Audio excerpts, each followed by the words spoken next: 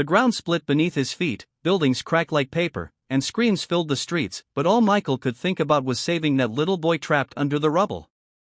Michael Turner, a 36-year-old single father, had faced many storms in life, but none like this one. It was supposed to be an ordinary morning in Los Angeles. He had dropped his 8-year-old daughter, Lily, at school and gone to work at the construction company where he had been employed for nearly a decade. But by noon, the earth itself decided to test him in ways he never imagined. The earthquake hit hard, 7.8 on the scale. Sirens wailed, glass shattered, and chaos erupted everywhere. As people ran for their lives, Michael saw a collapsed car near the office gate.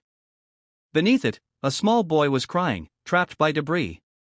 Without hesitation, Michael threw away his safety helmet and rushed toward him.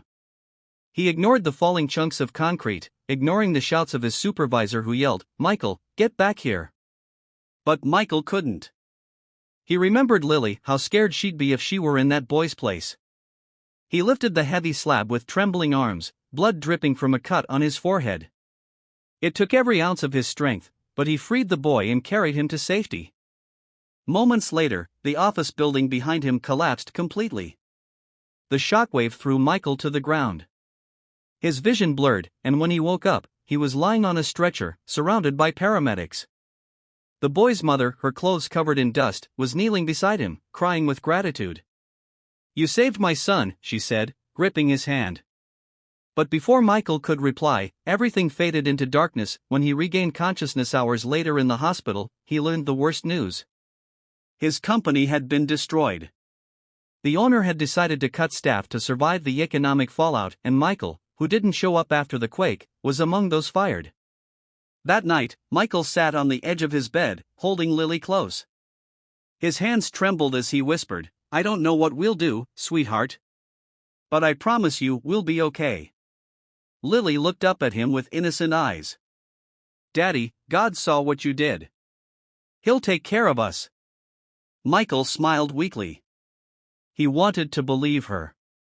He wanted to believe that good deeds still meant something in a world that often rewarded power over kindness. The next day, he returned home after visiting what was left of his office, just piles of dust and steel. His phone was dead, his wallet empty, and his heart heavy. But just as he turned onto his street, something made him stop. His small, worn-down house was surrounded by 10 gleaming Ferraris.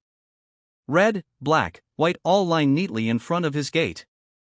Neighbors gathered, whispering and pointing. Michael froze, thinking it must be some mistake. Ben adored her. He'd sit beside her, covered in paint, saying, "Miss Lily, when I grow up, I'll make enough money so you never have to sell your art again." For the first time in years, Lily laughed without pain. But the journey wasn't easy. Her health began to worsen before the final round of treatment. Some days she couldn't even lift her brush. Ethan stayed by her side through it all, driving her to appointments, making sure she ate, and sometimes just sitting in silence as she sketched with trembling hands.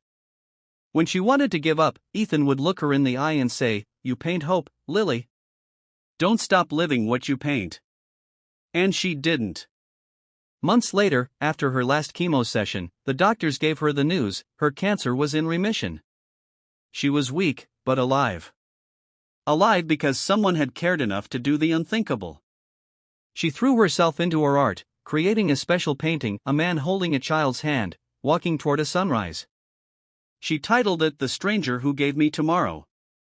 On the day of her first art exhibition, she stood beside that painting as tears filled her eyes.